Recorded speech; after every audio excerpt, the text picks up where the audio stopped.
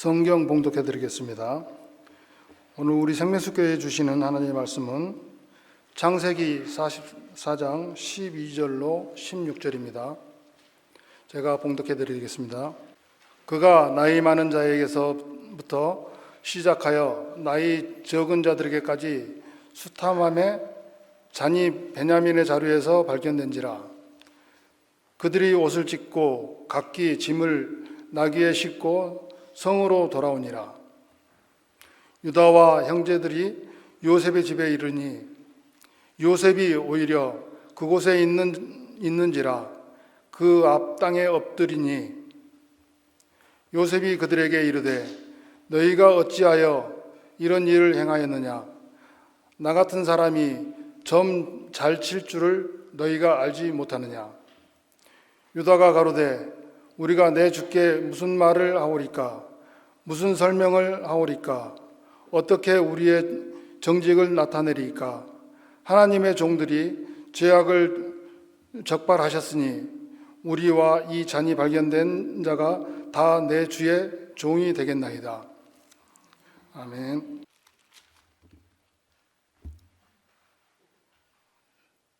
기도하시겠습니다.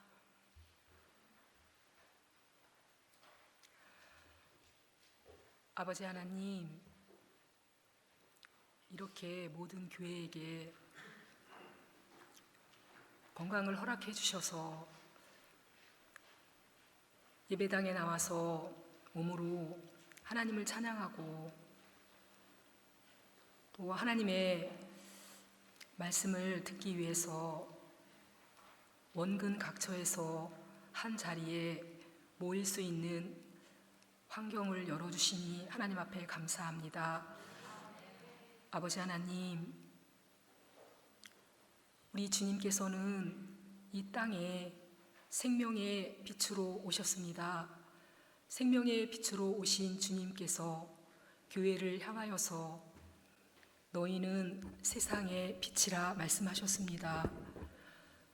저희 생명수 교회가 빛이 되기 위해서는, 빛의 사자가 되기 위해서는 우리의 혼의 목숨을 잃어버리고 주님을 따라가는 삶을 살아야 우리가 주님처럼 빛의 사자가 되어서 땅끝까지 복음을 전할 수 있는 그런 교회가 될 수 있을진데, 하나님, 우리의 이 혼을, 거듭나지 못한 이 혼을 미워하고 증오하여서 땅에 속한 혼이 죽고 하늘에 속한 혼 생명으로 거듭나는 교회가 되어서 하나님의 나라와 하나님의 의와 그리스도와 복음을 위하여서 헌신하는 우리 생명수 교회가 될 수 있도록 함께하여 주시옵소서.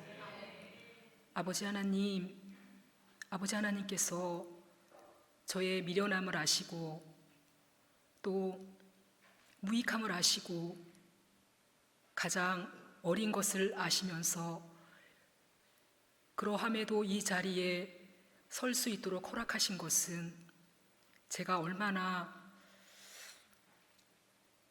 저의 마음이 얼마나 텅텅 비었는지 그 부족함을 드러내시기 위해서 이 자리에 세우셨음에 아버지 하나님, 그것을 부끄러워하지 아니하고 저의 부족한 것이 다 드러난다 할지라도 이 기회를 통해서 저의 혼이 부인되고 십자가에 죽을 수 있는 그런 시간이 될 수 있도록 아버지 하나님 도와주시기를 원합니다. 처음 시간이 오니 주님을 놓치지 아니하고 또 주님을 앞서 행하지 아니하도록 인도하여 주실 것을 굳게 의지하오며 예수님의 이름으로 기도드렸습니다. 아멘. 안녕하세요. 반갑습니다. 저는 새벽 예배 시간에 창세기 말씀을 1강부터 12강 말씀까지 발표를 했었습니다.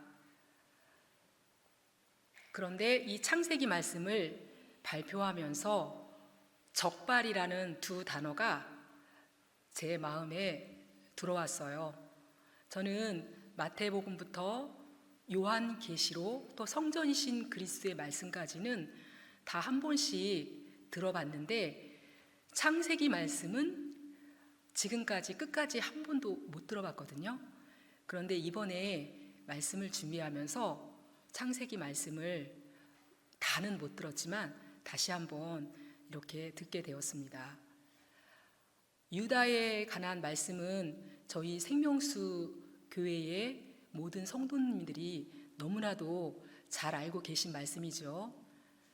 그런데 제가 받은 은혜를 이 시간에 나누기 위해서 우리가 다 알고 있는 말씀이지만 한 번 더 유다의 삶에 대해서 잠깐 나누도록 하겠습니다. 먼저 제가 이 자리에 서기 위해서 말씀을 듣고 준비하려고 무던히 애를 썼어요. 그런데 허락하심이 없었어요. 그리고 늦게라도 어제 말씀을 좀 준비해보자 하고서 성경을 펴고 자리에 앉았는데 전혀 말씀이 눈에 들어오지 않았어요. 그리고 하나님께서는 러시아에서 그 말씀 파일 기도 모임방에 올려주신 거 있잖아요. 그것을 들으라는 그런 감동을 주셔서 제가 어제 말씀 파일을 다 들었는데요. 하루 만에 지옥에 대한 말씀 한 파일만 한 20분 남겨놓고 어제 하루 종일 그 말씀을 좀 다 듣게 되었어요. 그리고 그러면 오늘 아침에라도 조금 일찍 기도처에 가서 기도하고 말씀을 좀 준비할까 하고서 아침에 조금 일찍 기도처에 올라가서 성경을 폈는데 말씀이 눈에 들어오지 않아요. 그래서 내려놓고 포기하고 성경을 덮고 와서 몸찬양을 하고 이 자리에 서게 되었습니다. 제가 멀리 살잖아요.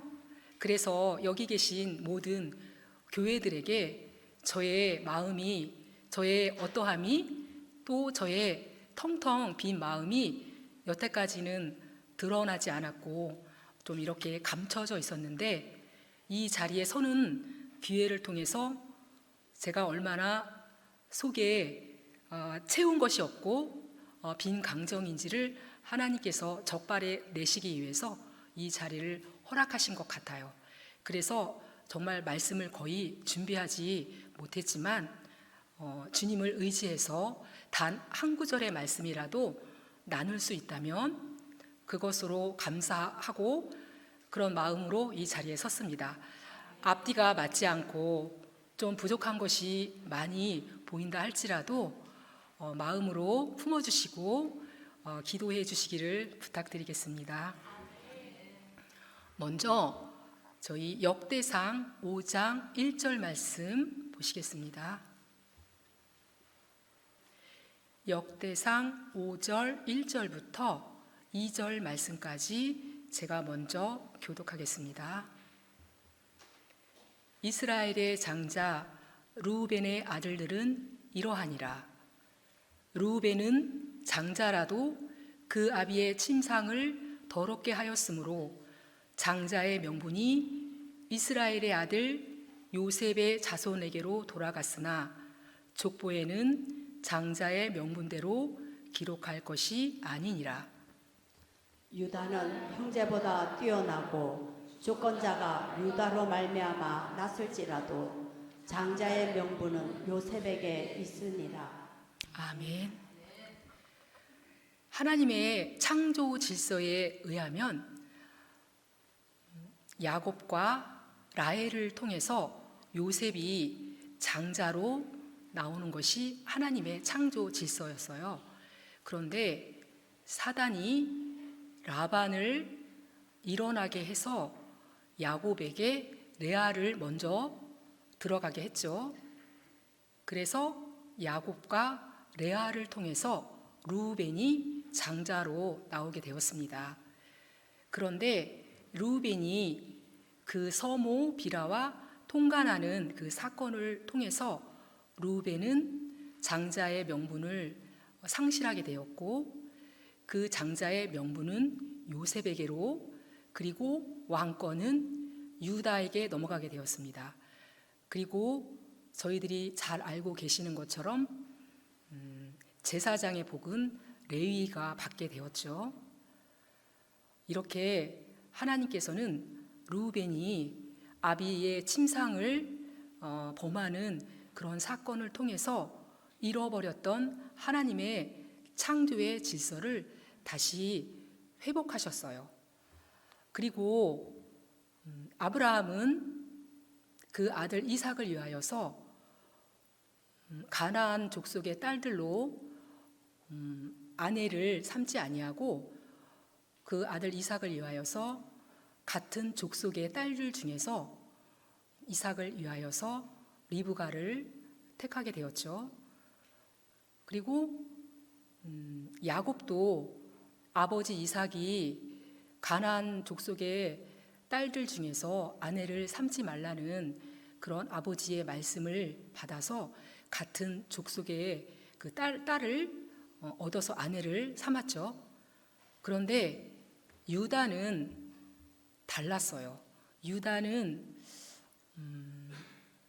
좀 특이했던 것 같아요.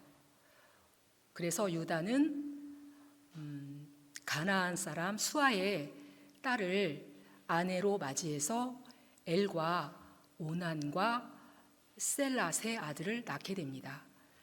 그런데 이렇게 이제 이 장자 엘을 위해서 가나안 여인 다말을 며느리로 맞이하게 되죠. 그런데 이 엘은 여호와께서 보시기에 악했어요. 그래서 하나님께서 장자 엘을 죽이셨죠. 이스라엘의 어떤 그 전통에 의하면 형이 후사가 없이 죽으면 동생이 형수에게로 들어가가지고 그 형을 위하여 후사를 낳아주게 되어 있습니다. 그런데 이 둘째 아들 오난은 형을 위하여서 후사를 낳아주고 싶은 마음이 없었어요. 그래서 비록 형수에게는 들어갔지만 땅에 설정을 하게 됩니다. 그래서 하나님께서 유다의 둘째 아들 오난을 악하게 보셔가지고 또 오난을 죽이셨습니다. 왜 하나님께서는 이것을 악하게 보셨냐면 하나님의 뜻은 생육하고 번성하라, 땅에 충만하라, 이것이 하나님의 뜻인데 오난이 하나님의 뜻을 거스렸기 때문에 하나님께서 오난을 죽이신 거예요. 이제 유다에게는 막내 아들 셀라 하나가 남게 되었습니다. 그러자 유다가 걱정이 되었겠죠. 막내 셀라마저 주면 셀라까지 죽을까봐 이제 유다가 다말에게 말합니다. 친정 집에 돌아가서 아비 집에 돌아가서 막내 셀라가 장성하기까지 수절하고 기다려라.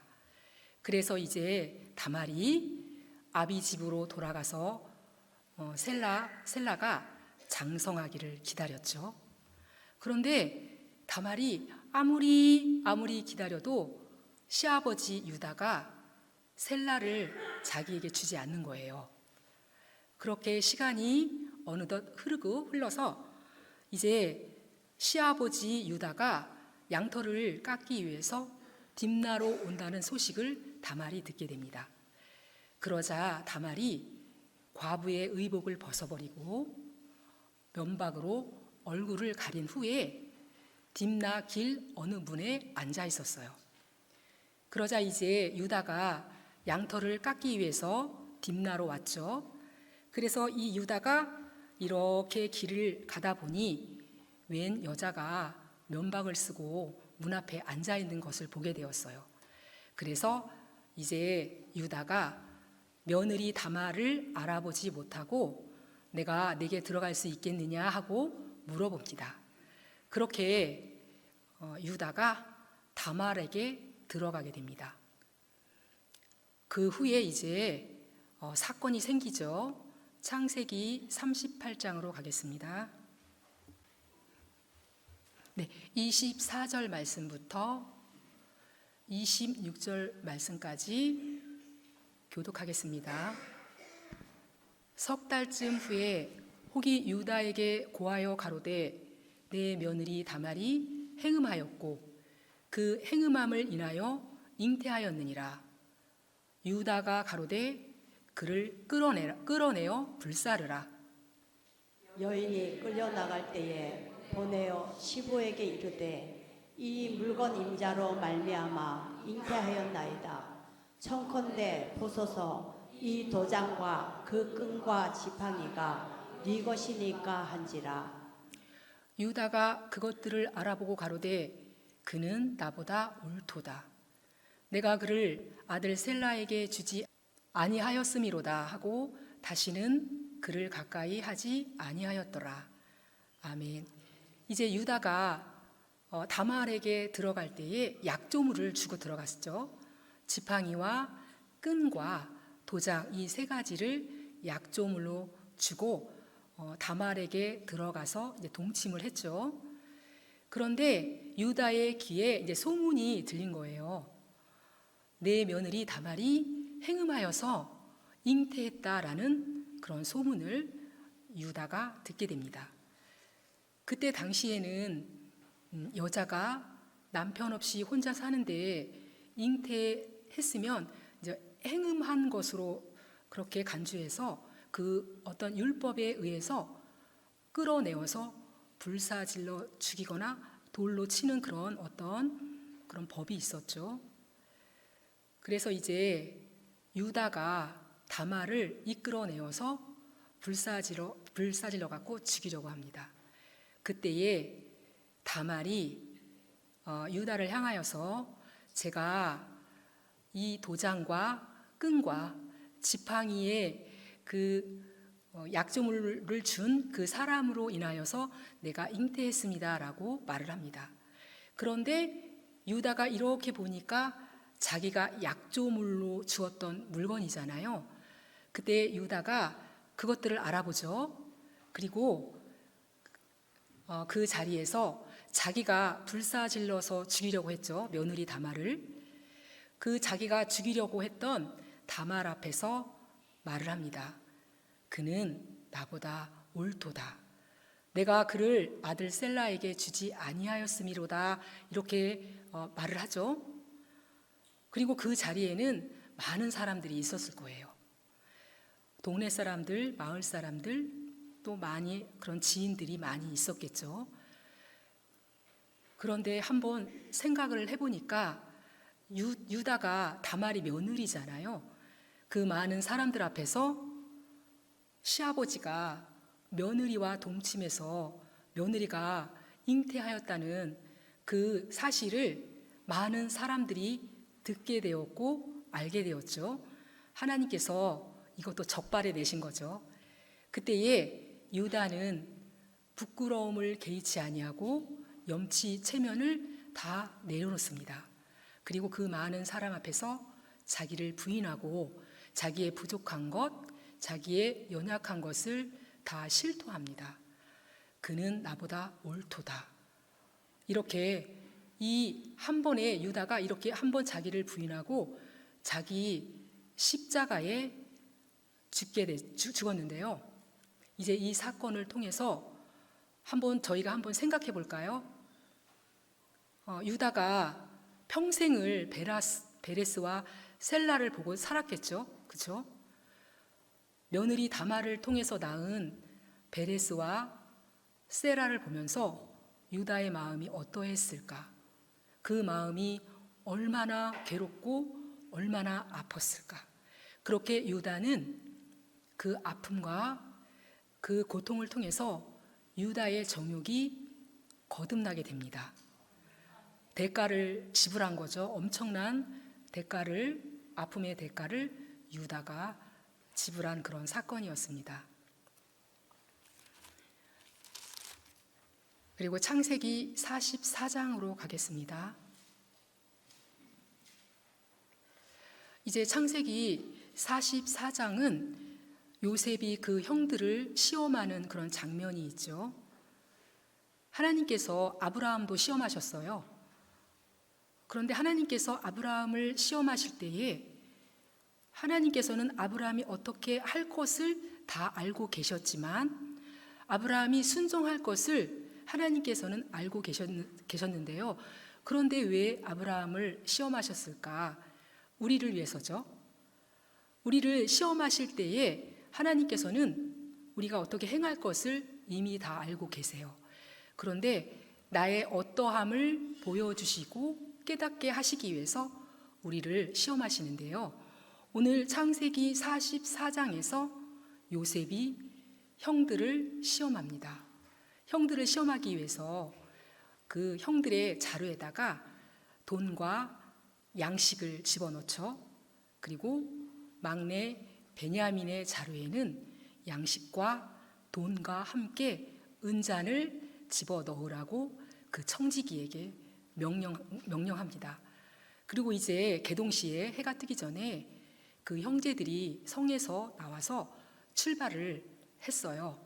그러자 이제 요셉이 다시 청지기에게 명하기를 쫓아가라. 그래서 이 청지기가 쫓아가죠. 이 청지기가 쫓아가서 너희가 어찌하여 나의 주인의 은잔을 도둑질하였느냐 하면서 요셉의 형제들을 꾸짖고 책망합니다. 그리고 이제 나이가 많은 자의 자루로부터 시작해서 적은 자의 자루까지 이렇게 수탐을 했죠. 그래서 그렇게 이제 베냐민의 자루에서 은잔이 발견됩니다. 자, 이제 우리 13절을 함께 합독하시겠습니다. 시작. 그들이 옷을 찢고 각기 짐을 나귀에 싣고 성으로 돌아오니라. 아멘. 하나님이 우리를 시험하실 때에는 이렇게 옷을 찢는 사건이 옵니다. 이 유다와 형제들이 베냐민의 자루에서 은잔이 나온 이 기가 막힌 사건을 통해서 너무너무 이해할 수 없고 너무너무 어이가 없고 너무너무 억울하고 우리의 정직을 어떻게 설명할 수 없는, 증명해낼 수 없는 그런 환경 가운데 놓이자 옷을 찢은 거예요. 우리도 옷을 찢을 사건이 옵니다.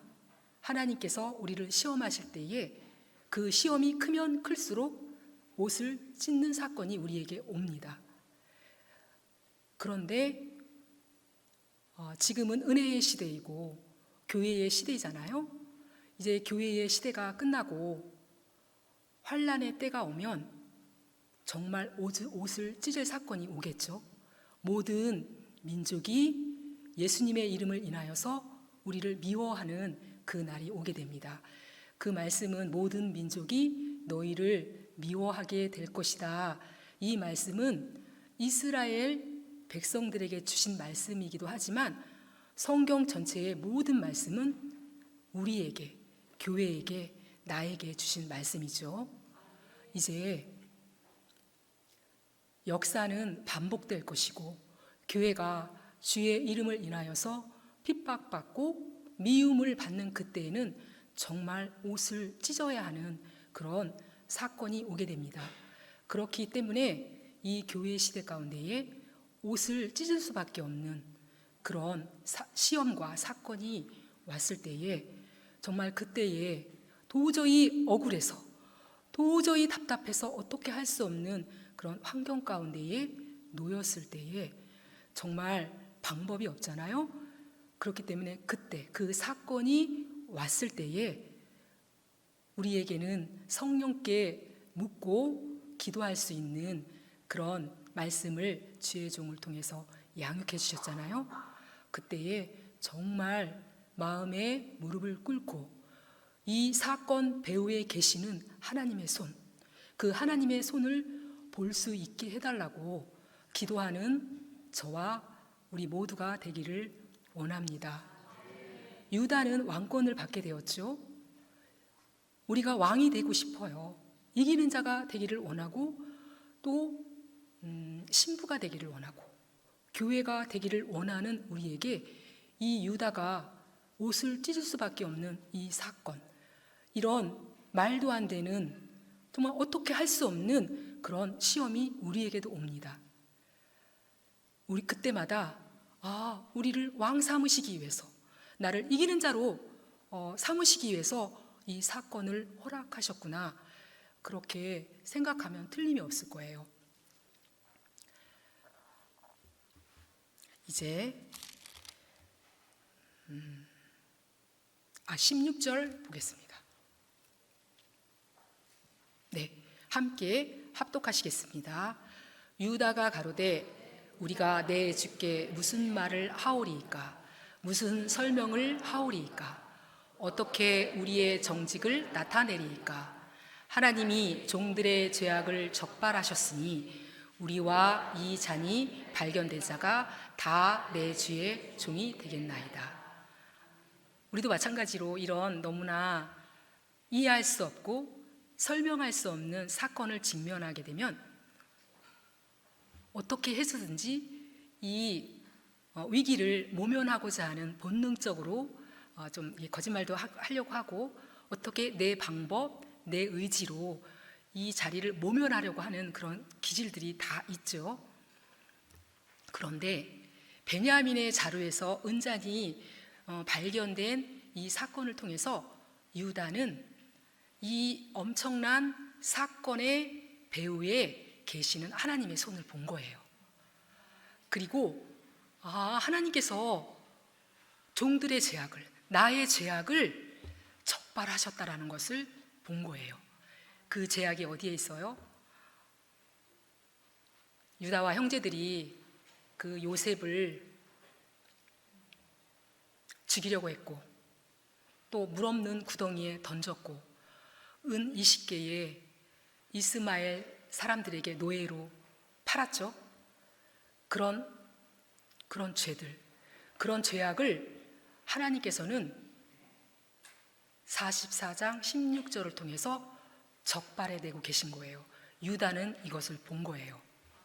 그래서 하나님께로부터 온 사건이고 하나님께로부터 말미암아 온 사건이기 때문에 정직을 설명할 수도 없어요. 변명을 할 수도 없죠. 그래서 이제 유다가 대표로 말을 하죠. 하나님이 종들의 죄악을 적발하셨으니 우리와 이 잔이 발견된 자가 다 내 주의 종이 되겠습니다 라고 고백을 하죠. 네, 십자가에 죽은 사람이 이렇게 고백할 수 있습니다.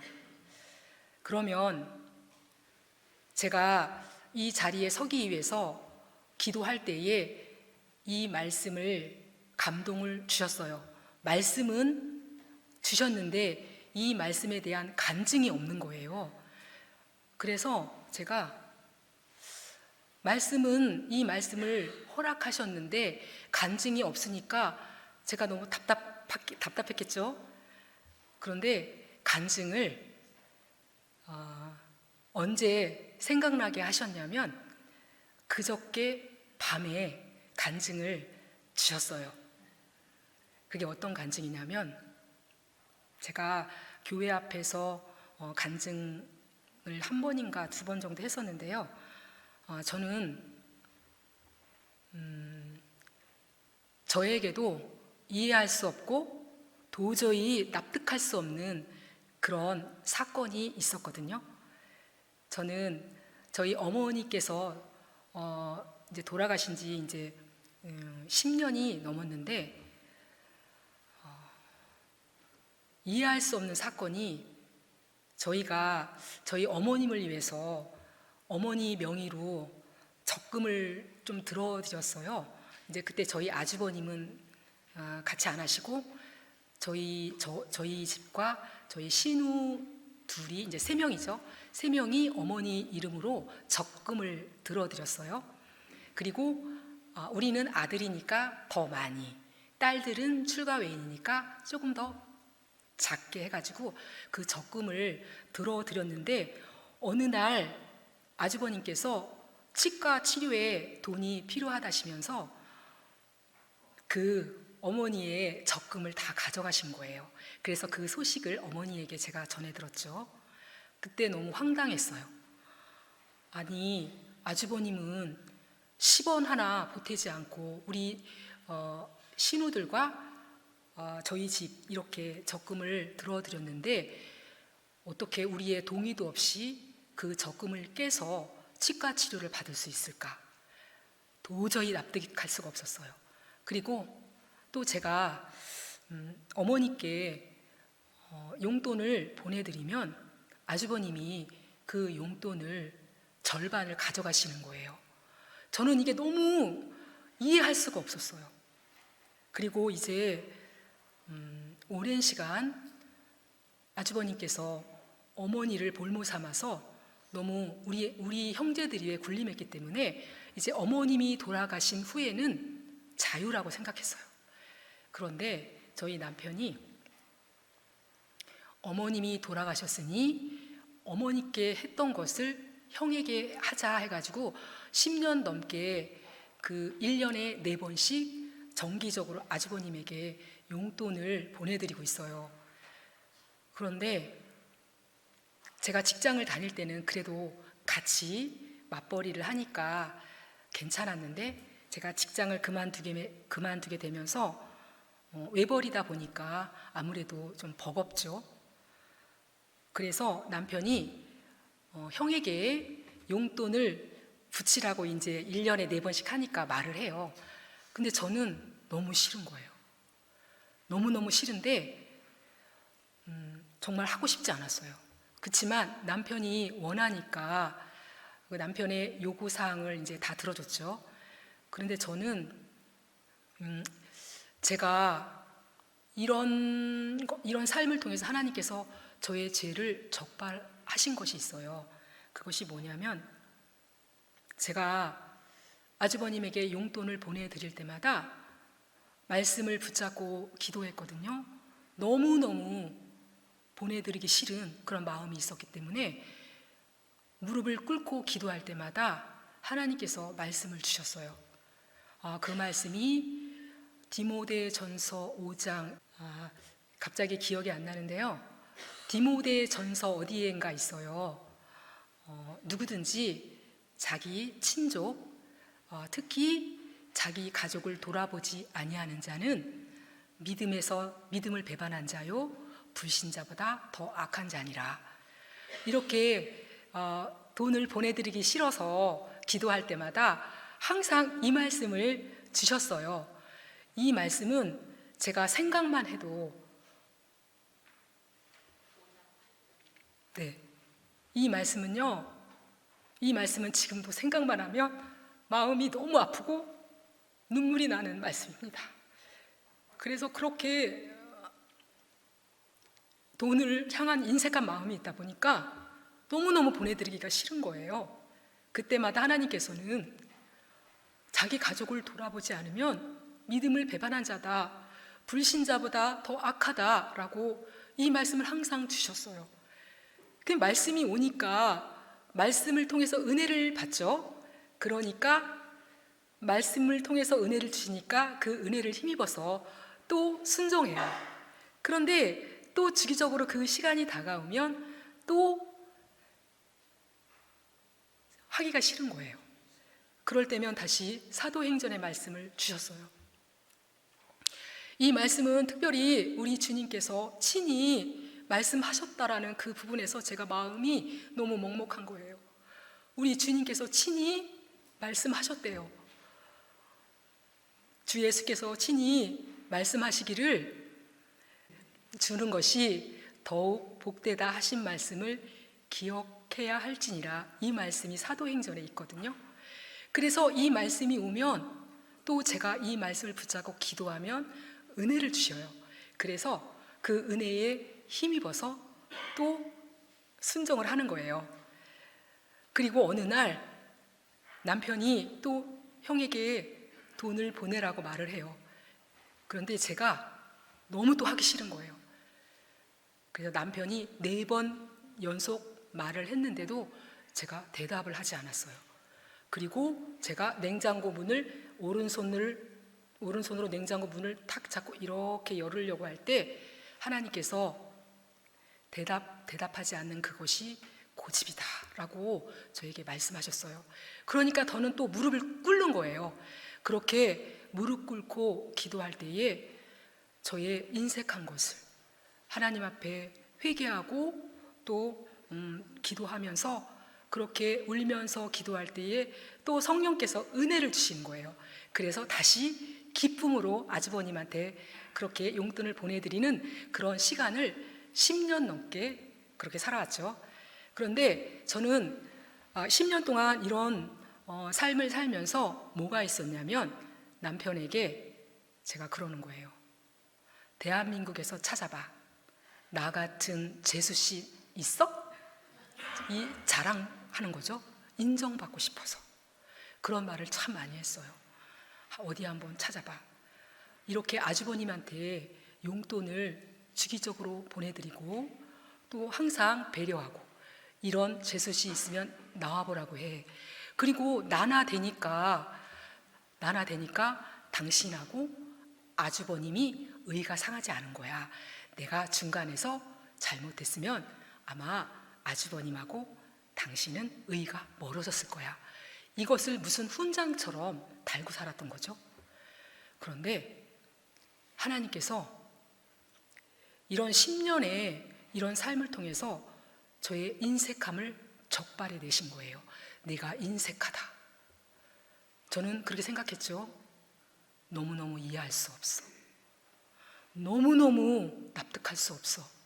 어머니께서 나에게 주시기로 했던, 내 아들에게 주시기로 약속하셨던 그 폐물도 다 가져갔고 모든 물질을 다 아주버님에게 양보했는데도 지금까지 아주버님 집에 가면 복숭아 박스가 아직도 선명하게 기억이 나요.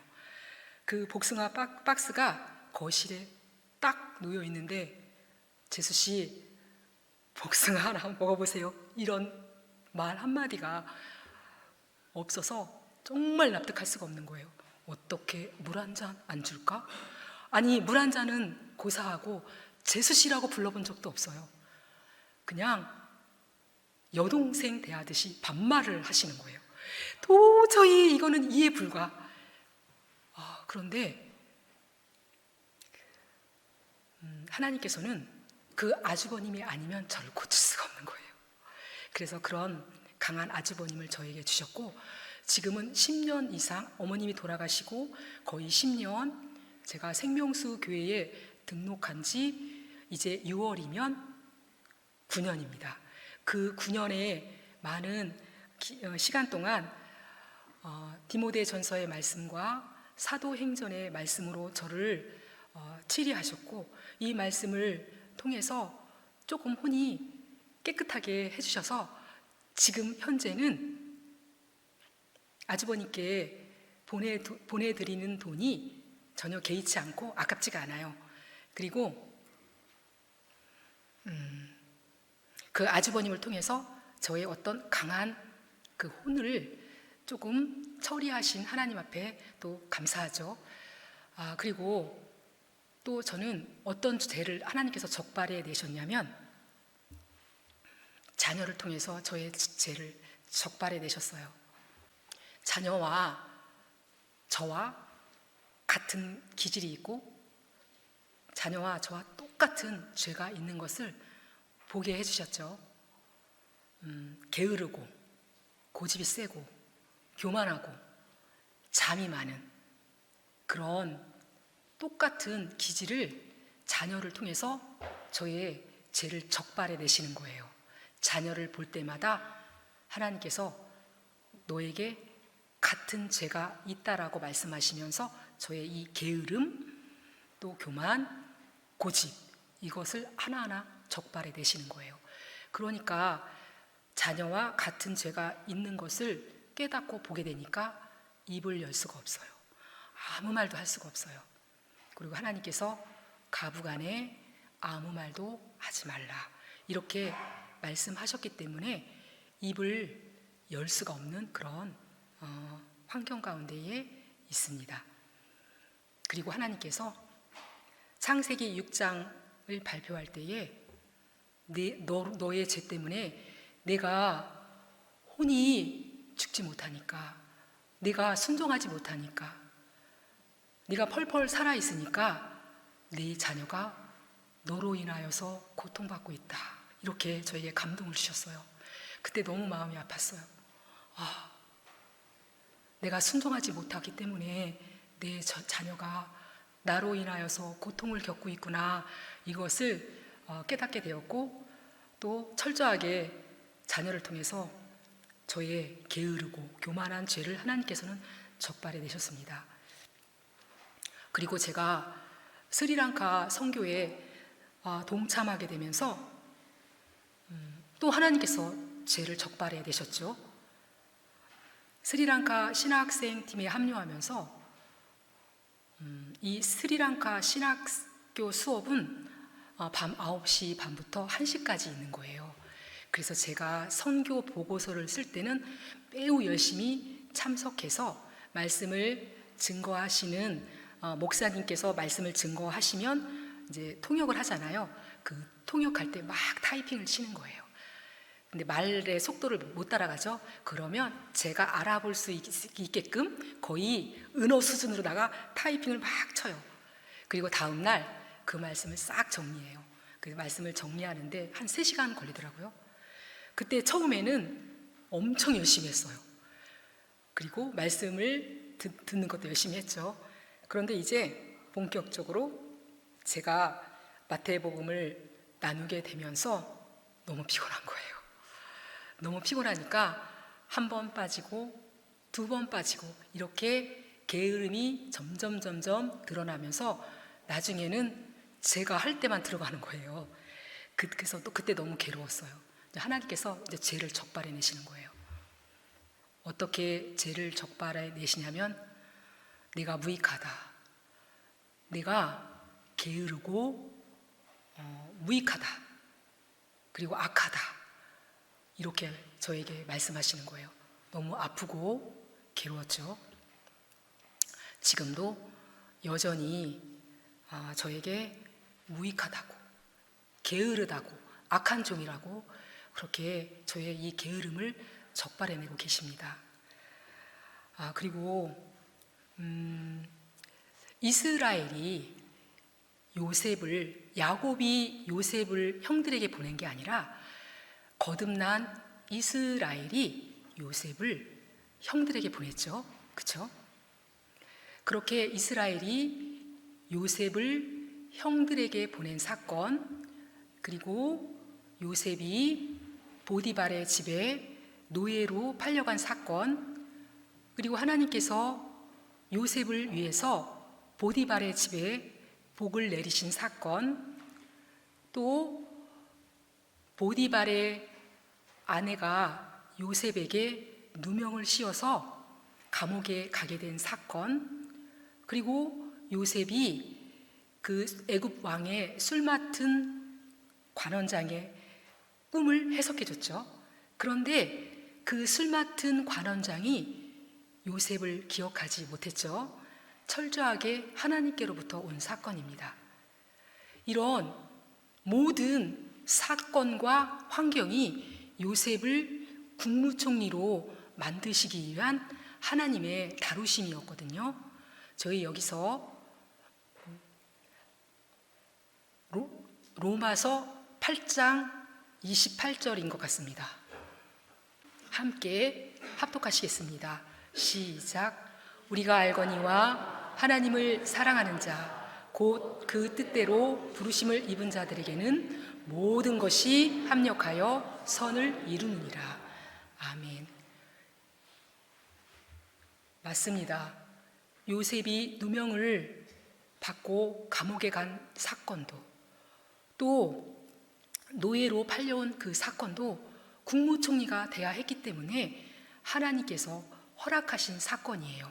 그래서 하나님의 선을 이루시기 위해서 우리가 알거니와 하나님을 사랑하는 자 곧 그 뜻대로 부르심을 입은 자들에게는 모든 것이 합력하여 선을 이루느니라. 우리에게 일어나는 모든 사건, 모든 문제는 다 절대 우연이 아니라 하나님께로 온 사건입니다. 왜요? 왕 삼으시기 위해서, 왕권을 우리에게 주시기 위해서, 왕을 만드시기 위해서 어떻게 할 수 없는, 옷을 찢을 수밖에 없는 그런 사건을 주신 거예요. 예전에 가물가물 생각이 갑자기 나는데요, 그때 영덕에 갔다 올 땐가 정확히 기억은 안 나는데, 그 후에 기도 특공대를 우리 전영희 목사님이 인도하셨죠.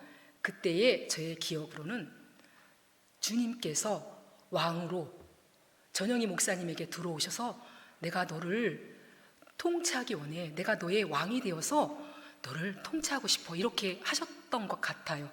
가물가물. 왕 삼으시기 위해서, 왕을 삼으시기 위해서는 그냥 작은 사건 갖고는 안 되는 거예요. 옷을 찢어야 하는 그런 너무나도 억울한 사건이 와야 되는 거죠. 네. 그래서 우리에게 일어나는 크고 작은 모든 사건은 하나님께서 선을 이루시기 위한 그런 과정인 것을 로마서 8장 28절 말씀과 또 창세기 말씀을 통해서 우리가 보게 됩니다.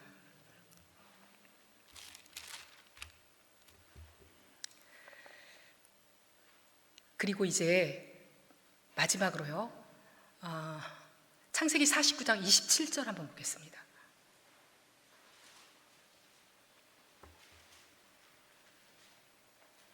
네, 함께 합독하시겠습니다. 베냐민은 물어뜯는 일이라 아침에는 빼앗은 것을 먹고 저녁에는 움킨 것을 나누리로다. 이 베냐민은 이기는 자입니다. 오른손의 아들, 이기는 자입니다. 그런데 유다와 형제들이 베냐민을 두고 가면 이스라엘의 12지파가 이루어질 수 없어요. 그리고 하나님의 집을 지을 수 있는 건축 재료가 부족하게 되죠. 반드시 유다와 형제들에게는 베냐민이 필요해요. 그런데 하나님에게는 이 하나님의 집을 건축하기 위해서 오른손의 아들인 베냐민이 반드시 필요한데, 이 베냐민의 자루에서 잔이 나왔죠? 은잔이. 그렇다면 은잔이 실제로 그 자루에서 나왔던지, 아니면 은잔이 나오지 않았다 할지라도 유다와 형제들은 반드시 베냐민과 함께 가야 되는 거예요. 그래야 베냐민을 통해서 우리가 복을 받을 수 있어요. 베냐민은 물어뜯는 일이라 아침에는 빼앗은 것을 먹고 저녁에는 움킨 것을 나누리로다. 이 베냐민은요, 물어뜯는 일이에요. 그리고 빼앗은 것을 먹어요. 빼앗은 것을 빼앗기지 않아요. 이 이기는 자 베냐민은 우리에게 어떤 복이냐면, 이기는 자는 사단에게 잡힌 자, 사단에게 잡혀서 강도 만나서 도무지 꼼짝할 수 없는, 손가락 하나도 움직일 수 없는 그런 무기력한 자를 성령의 감동하심을 따라서 가서 빼앗아 옵니다. 그런 베냐민이 유다와 형제들에게도 필요하지만 우리에게 필요한 거예요. 우리 교회에게. 그렇다면 우리에게 베냐민은 누구일까요? 우리 주변에 반드시 베냐민이 있죠. 이 베냐민과 함께 가야 되는 거예요. 그래야 하나님의 집이 온전하게 건축됩니다. 저는 지지난주 금요 저녁 예배를 실시간으로 드리면서 전영희 목사님께서 울면서 간증하셨죠. 아픈 마음으로 간증하실 때에 저도 컴퓨터 앞에서 실시간으로 예배를 드리면서 저도 함께 울었습니다. 마음이 저도 아팠어요. 저도 혼이 너무 질기다 보니까, 십자가에 못 죽으니까 이스라엘로 거듭나고 싶지만 이 육체가 항상 몸이 순종하려고 할 때마다 육체가 반대하고 있잖아요. 그래서 그 부분이 너무 아파서 저도 울컥하고 울면서 함께 예배를 드렸어요. 그렇지만 전영희 목사님의 그 말씀과 간증을 들을 때에 그때의 로마서 8장 28절의 말씀이 왔습니다. 처음 들을 때는 잘 몰랐어요. 근데 다시 한번 말씀을 들을 때에 하나님께서 로마서 8장 28절에 말씀을 주셨어요. 그러면서 깨달았어요. 이 사건은 전영희 목사님의 사건을 통해서 교회에게 유익을 주시기 위해서 모든 것이 합력하여 선을 이루게 하시기 위해서 사건을 주셨구나. 그게 쓱 마음에 들어왔어요. 그래서 정말 중심으로 목사님을 위해서 기도하게 되더라고요. 그리고 제가 이거는 오늘 새벽에 생각난 간증인데요. 시간이 많이 지났는데 짧게 간증하고 마치겠습니다. 유다와 형제들이 베냐민과 함께 했죠. 형제 사랑을 이루었죠. 저는 중학교 때 제일 싫어하는 과목이 체육이었어요. 저는 달리기를 너무 못했고 운동을 제일 싫어했고 지금도 제일 싫어하는 게 운동입니다. 집에 운동하라고 운동기구가 사줘서 있거든요. 근데 절대 안 해요. 너무너무 운동이 싫은 거예요. 그렇게 중학교 때 달리기를 너무 싫어했어요. 달리기만 하면 꼴등을 하니까 너무너무 체육 시간이 싫었거든요. 그런데 이제 체력장 시간이 되었어요. 근데 저는 분명히 꼴등할 걸 아니까 하기가 싫은 거예요. 근데 하나님께서 그때 경험을 하게 하신 것 같아요. 저희 반에 체육부장, 아직도 그 이름이 잊어버릴 수가 없어요. 차현자라는 친구가 있는데 이 현자라는 친구가 체육부장이기도 하지만 공부도 잘했고 모든 운동을 아주 학교에서 1등이에요. 그리고 지금 소위 말하면 일진? 그런 친구였어요. 이 친구는 마라톤을 나가도 1등, 800m를 나가도 1등, 100m도 1등, 멀리뛰기도 1등, 대회를 나갈 때마다 상을 휩쓰는 친구였거든요. 그런데 저는 너무 걱정이 되는 거예요. 꼴등하면 또 어떡하지? 라고 하면 어떡하지? 이런 공포가 있는 거예요. 그런데 체육부장인 우리 현자가 갑자기 그런 말을 하는 거예요. 우리 달리기를 잘하는 사람이 있고 못하는 사람이 있지. 그러니까 우리 두 줄로 이렇게 줄을 서봐. 그래서 그 체육부장의 친구의 말대로 두 줄로 이렇게 섰어요. 조가 나눠져 있었거든요. 그때 저희가 마지막 조였어요. 그래서 그 체육부장 친구의 말대로 두 줄로 이렇게 줄을 서고 그 체육부장 현자가 가운데 옆에 서서 내가 하나 둘 구령을 불러줄 테니까 내 구령에 맞춰서 같이 가자. 이렇게 그 친구가 말을 하는 거예요. 그래서 체육부장 친구가 하나 둘 그 구령에 맞춰서 저도 같이 호흡을 맞춰갖고 완주를 했어요. 근데 완주를 이렇게 누가 앞서는 사람도 없고 누가 뒤서는 사람도 없이 같이 두 줄로 이렇게 같이 들어왔어요. 그때 어떤 일이 생겼냐면 그 운동장에 모였던 모든 친구들이 일어나서 기립박수를 했어요. 그게 우연하게 경험한 것이 아니라 담임 목사님께서도 창세기 강의 때에 내가 이 이기는 자의 복음을 다 알려주면 다른 사람이 열심히 달려가서 이기는 자의 수가 채워지면 나는 못 들어가면 어떡하지? 내가 다른 말씀은 예수 믿고 예수를 잘 믿어야 되는 복음은 가르치고 이기는 자의 복음은 가르치지 말아야 되겠다. 이런 마음을 가지셨을 때에 하나님께서 너 혼자는 절대 갈 수 없다. 함께 가는 것이다. 이렇게 간증을 해주셨죠. 제가 그 간증이 기억나고 저의 간증과 이렇게 하나가 돼서 은잔이 나왔다 할지라도 베냐민과 함께 가야 되는구나. 베냐민을 잃어버리거나 버리면 안 되는구나. 이런 좀 마음이 들었어요. 그래서 오늘 하나님께서 저의 어떠한 죄들을 적발해 내셨는지 그리고 어렸을 때의 간증을 통해서 베냐민과 끝까지 함께 가야 한다는 이 말씀으로 오늘 저의 간증을 마치도록 하겠습니다. 네, 감사합니다. 잠깐 기도하시겠습니다.